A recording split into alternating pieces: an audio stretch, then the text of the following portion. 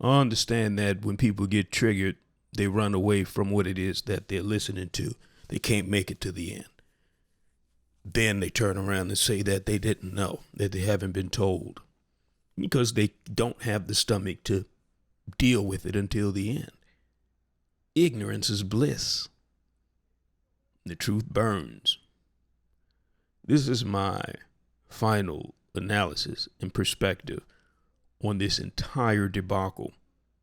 In this, I lay out what things I believe were not so problematic and things that I believe that were problematic. I think that there's accountability on both sides, including black folks that found themselves offended with who she aligned herself with. I think that there's some accountability toward black society that was upset for that. But then I lay into what I do believe was problematic on her part. And I lay the case out as to why some people labeled her the way that they did. And to those who have an issue with the idea of code, I lay down why some of her statements were more problematic than you think. Let's get into it.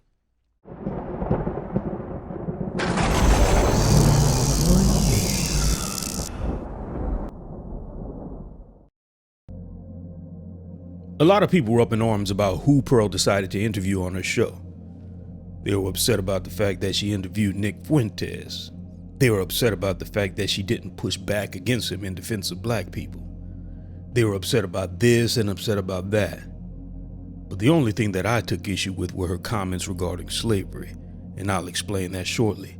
But when I saw content creators like Mediocre Tutorials and Reviews address their contention with her choice of guest, I mean, I can't tell you what to be upset about, but if you watch her interview with Hafiz, she tells you exactly who she was and what her intentions were, and none of what she said mentioned anything about being Harriet Tubman, or that any of what she was doing was for the upliftment of black society. In fact, she let everyone know that this was all for entertainment, and that her intentions were to grow her brand, and she was the main character. It just so happens that she used black faces, material, talking points from black spaces, and black behind-the-scenes talent to do it.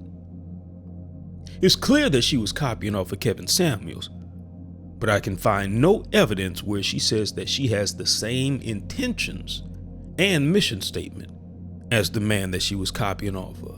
What I want to do is I want to bring, it's going to be me, it's going to be my friend Jess, Yes. but I'm also going to bring in like the craziest 304s ever. You see, you gotta make it funny. No. Because but this is what I feel like you lose, because you need to make it entertaining to reach the most people. And that's, you might not like that, but it's like, the more people you reach, the better your impact is. If you and you don't know if those girls could be saved. You have no idea. Here's the reality. You're 100% right. If you want to sell the most juice, maximum Kool-Aid, minimum medicine, and there's a balance. There's a balance. But you're 100% true. The less medicine and the more Kool-Aid, the more people will buy it. But then on the flip side, you get to the point where you're like, I want to reach the masses. I want to sell my drink to the masses. And you realize that the best way to sell your drink to the masses is do what? Give them straight Kool-Aid. Not saying you're giving them straight Kool-Aid, but you're losing me in this analogy. I need you to dumb it down slightly. Kevin Samuels had a focus on primarily black relationships, but realized that you needed entertainment to get the message across. Pearl realized that you needed entertainment to grow and get popular, and that's what her intentions were. She had the resources to book sessions and get as much game as necessary in order to launch her brand and become popular.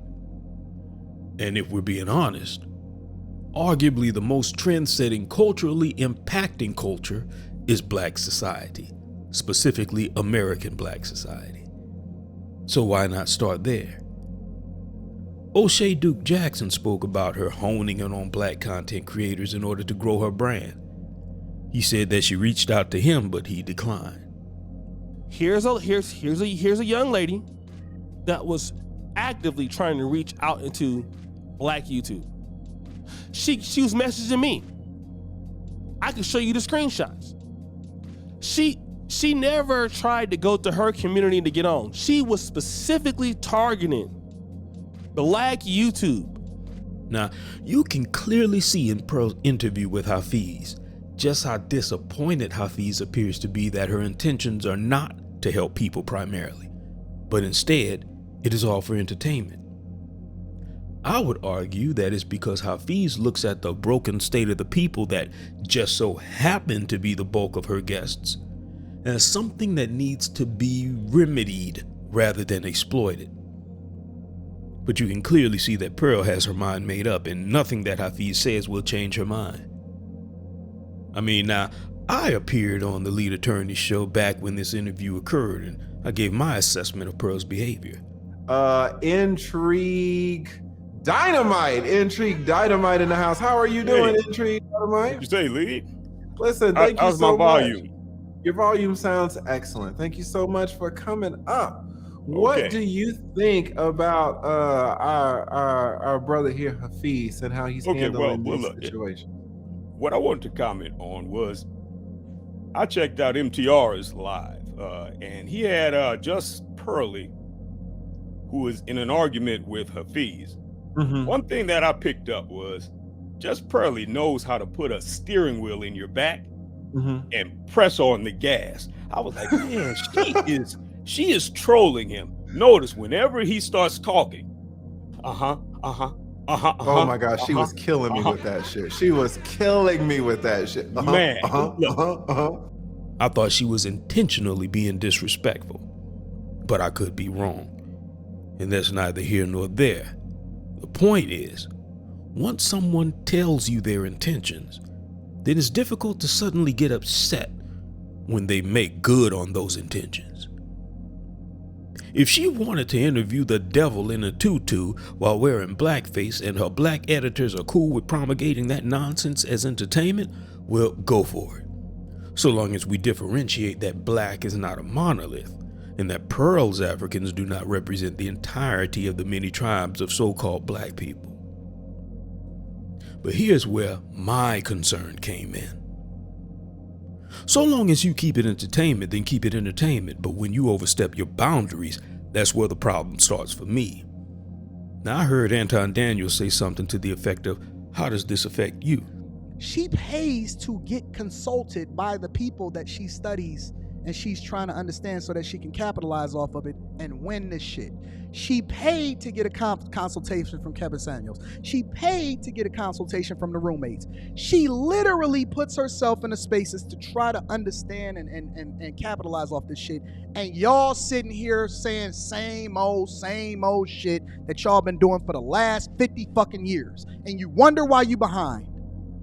Instead of studying the game to learn how you can do things differently, y'all sitting here still being distracted by shit that don't even affect your life.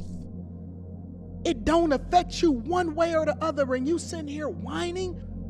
As he appears to be defending Pearl while not making it so obvious, while making it so obvious. But it just goes to show that some people are ignorant to the process of metastasis.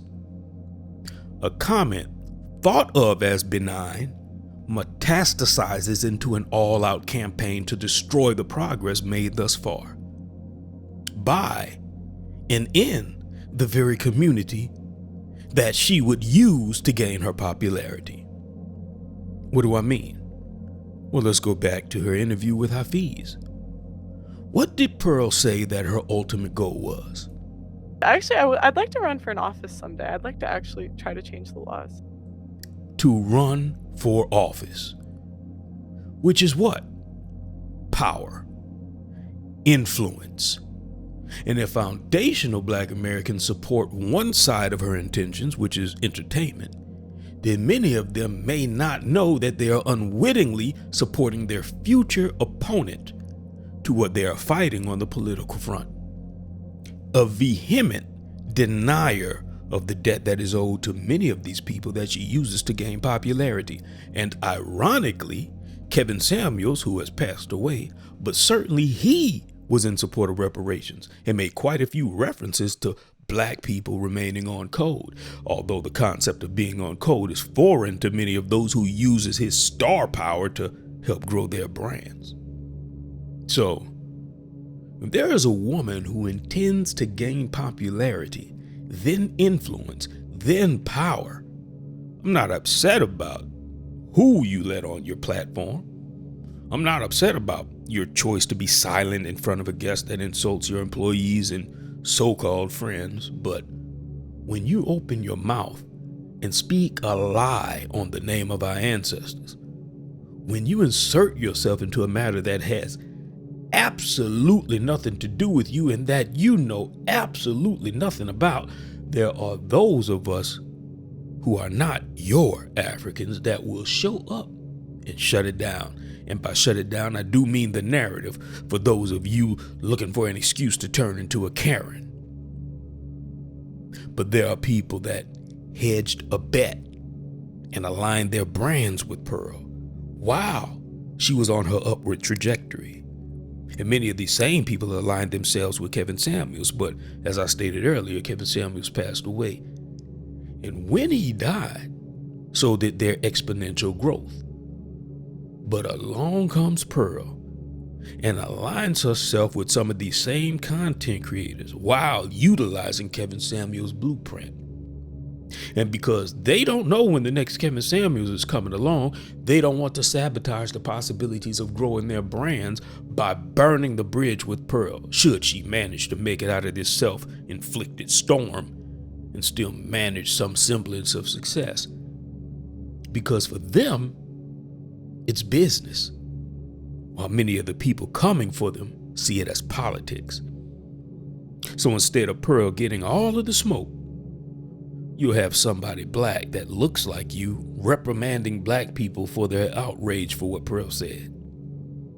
Then when she gets into political office, these same black faces could be the ones reprimanding black people for their outrage when she campaigns against their reparations claim.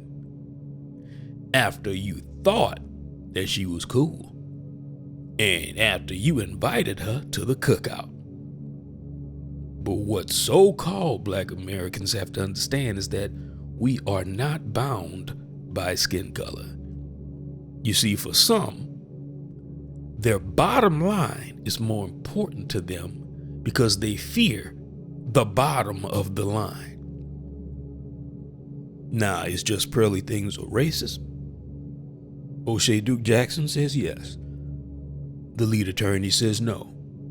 Obsidian says no. Jane Elliott says yes. If you are raised and schooled in the United States of America, and you have gone to school for 13 years, K through 12, and you aren't a racist, you weren't listening. Now, people really resent it when I say that, but wait a minute, folks. Who do we say invented everything, discovered everything, did all the writing, did all the reading? People. Eventually, maybe you'll actually say when the teacher says, Christopher Columbus discovered America and he met those Indians here. There were no Indians here when Christopher Columbus got here. There were people from Africa who had been here for over 10,000 years before Christopher Columbus was born. It's time for us to teach our children the truth. She didn't say yes directly, but she implied that Pearl was by virtue of having been educated in this society. And by Pearl's own admission, she was raised in a society with very few black people. So Jane Elliott says that the American educational system is the programming grounds of racism in this country, specifically because the truth is intentionally suppressed, which is why you will have an all-American white man by the name of Tom Hanks just learning about Black Wall Street in his 60s. I read a New York Times piece on a 100-year-old survivor of the Tulsa Massacre. And my question was this: what's the Tulsa Massacre? How is it that it wasn't until 2 years ago that I heard about the Tulsa Massacre? How is that possible? I've heard about Custer's Little Bighorn. I heard about the Alamo. I heard about the Triangle Shirtwaist Fire. I heard about all kinds of disasters in which people died. but I had never heard about this thing that happened in 1921, only 3 years before my dad was born. In the same year that Donna Reed was born, we didn't hear about this thing that happened in which essentially one of the most successful black communities in America, Black Wall Street, in which everybody was not only burned out of their homes and their businesses, but then driven out of the city limits by an angry mob of, I'm sorry, white people. How is it that this was not taught to me? And that's not right, and it made me mad. Now, many of us have been knowing about this since we were 16. And I'll bet that is also why Pearl feels at liberty to take subtle jabs to a narrative that she clearly came across due to her attraction to black society. So clearly she is undereducated or unwilling to be educated on the matter. And I think that it is the latter. Do you think that historical catastrophes must be compensated for? No. No. That's stupid. Okay, so the problem with reparations is what percentage of white people do you think actually owned slaves? So when Pearl now plays like she doesn't know what colonization is, and she doesn't know what slavery is, and she says these insensitive statements, in that video I actually attempted to give her a book. It was called How Europe Underdeveloped Africa. I've read it myself. She semi-dismissed that book. She kind of dismissed that book, and then she went on with herself to go and interview a man like Nick Fuentes. And the reasons behind that particular willful ignorance is why I believe people perceive her as being a racist. Now, it has been my findings that there are typically 3 categories that are the operating systems of racism in thought and action. That's supremacy, hatred, and fear. Supremacy and hatred get the most press coverage. But I believe that most racism is rooted in fear, and this is why you can accuse someone of racism and they will get upset with you for doing so, because they genuinely do not hate you. You can give them a lie detector test and they'll pass it with flying colors. Ask them, do they think they're better than you or more supreme than you? And they'll say no. Give them a lie detector test and they'll pass with flying colors. Now, ask them if they fear you in any regard, and the lie detector test will explode. You see, hate and fear might be different, but they have a tendency of producing the same results. See, hate will make you pull a trigger, and fear will also make you pull a trigger. Both of them will kill somebody, but the one who hates might be the only one who is satisfied afterward. See, now Joy DeGruy talks about the fear factor after slavery. I want you to look at this photo very closely, and I want you to see who's in it. More important than the man hanging, because you got to understand the lynchings that occurred in America happened after slavery, not during. Thousands of lynchings happened after slavery, because this is a reaction to white fear of what we would do once freed. But we didn't create a vigilante group to take out white people, but they did create a vigilante group to take us out now that we're free. See, that happened after slavery. They were called the what? The Ku Klux Klan. They don't wear hoods anymore, they wear suits. But they're alive and well all over the world, even here.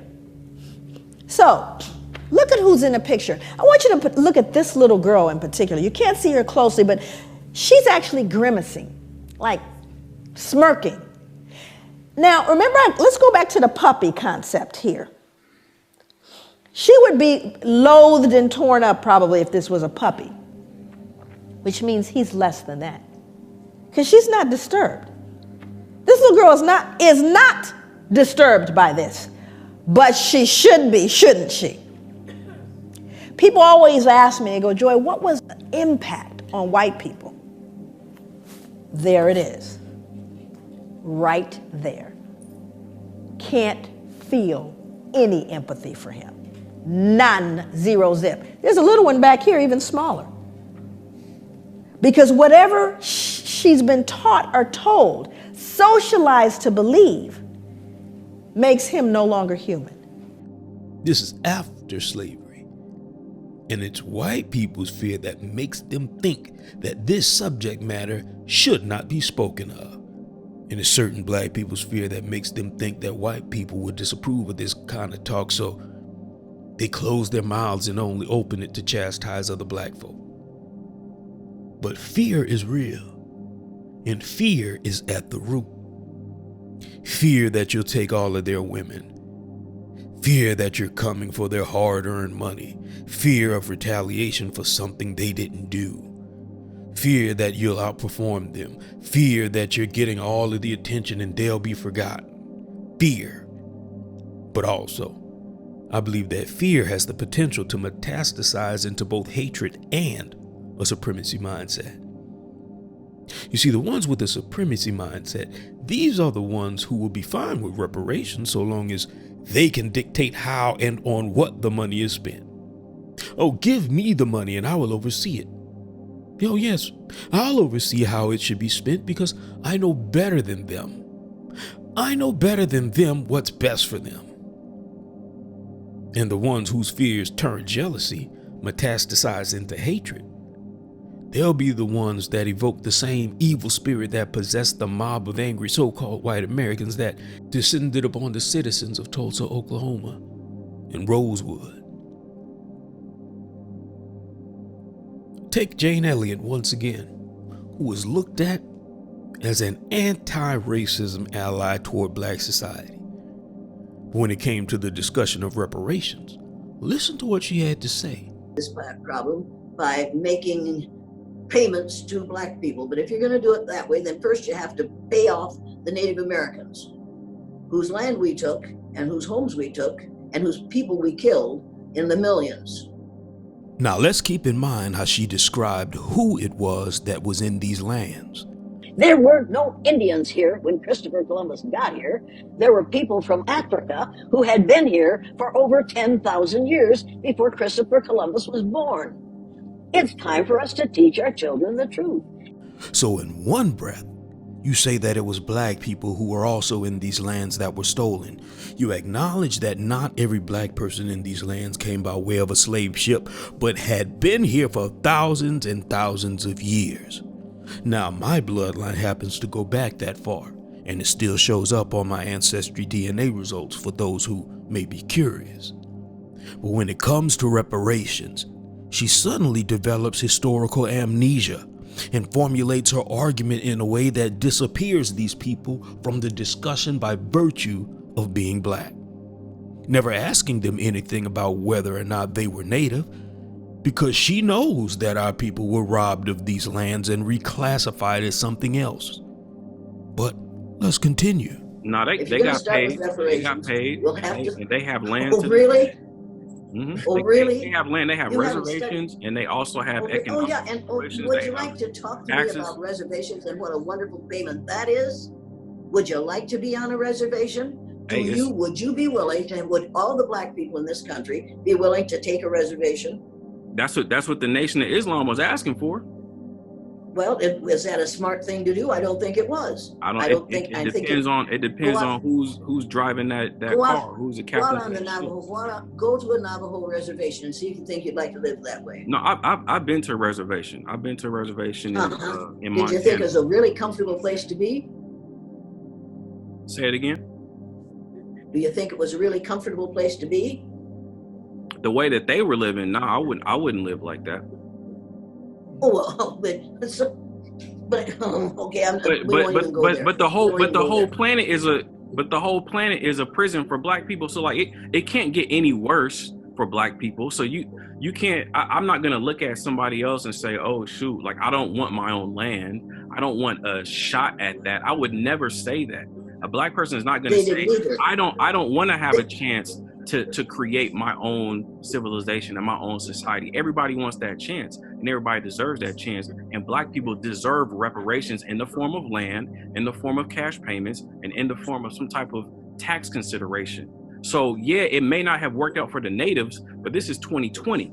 And this is a totally different group of people. And everybody is not the same. Everybody's leaders are not the same. And so I'm not gonna judge, but I'm not gonna project onto black people in America, well, if this is what happened to the natives, You don't want that. And I'm damn sure not gonna say, well, we need to pay the natives. Natives already got paid. They already made their deals. They already signed treaties. They've already done what they did. And if they squander their opportunity, that's on that group. Now it's time for this group to get its opportunity and to get its reparations. But you are saying exactly what I have heard white politicians say. We got ours, now you get yours. We worked hard to get what we have. We suffered to come over here. We were willing to kill people in order to have this land. We got ours the hard way. You get yours the hard way. You're saying exactly the same thing. You're saying the same thing that palefaces have said to Native Americans, and they're saying it to you, and now you're going to say it. This is not the solution to the problem. So even after all of this advocacy, there is either a fear or a supremacy and a fear that is still at play in her at the root. Now, why do I say supremacy? Well, because anytime someone projects that you will be incompetent based on nothing but prejudice or some other circumstance that has nothing to do with you individually, it implies that they think that they know what's best for you more than you know what's best for yourself. Like you're a child. Or that somehow black society doesn't have a history of flourishing once you leave them alone. That somehow Tulsa, Oklahoma never existed. As if once given what they need to thrive, black society has not been the envy of their neighboring non-blacks. So much that in nearly every burgeoning black society, their non-black neighbors decided to run an interstate, an overpass, or something just to sabotage them. Let's not pretend like there aren't builders amongst black people, because there are. And I, for one, happen to be one. But this is how even so-called allies view black America. They will use the incompetent to define the whole, all while making another argument for the compensation of another group that was already compensated. And then they'll use the condition of that group to dissuade you from seeking reparations by saying, oh, see, look at the Native Americans. Reparations don't work. But forgetting that they just said that if we give reparations, that we have to give it to the Native Americans first. And then she doesn't care that what she said makes absolutely no logical sense and was contradicting upon contradicting. She doesn't care. But there is something deep-seated in her that just doesn't want to see you with it. Anybody but you. And Pearl has alluded to the exact same thing. Now, have you ever noticed how some people get upset when you start specifying black? They'll say things like, oh, well, why do you have to make it about race? Why this and why that? You ever wonder why they only do that when it comes to black? It's because of fear. There's an inherent fear that has nothing to do with you as a black individual. This resides in some of our non-black neighbors. I believe it is a fear of black people isolating themselves unsupervised. And it scares people when black people are left alone, or when they do speak in the way that no one else understands. And this is why having someone lie on the narrative while growing their international influence is a major problem. You see, our history was passed down to us in songs, hymns, and rhythms, because the first thing that colonizers and enslavers sought to eradicate amongst the colonized was the ability to communicate.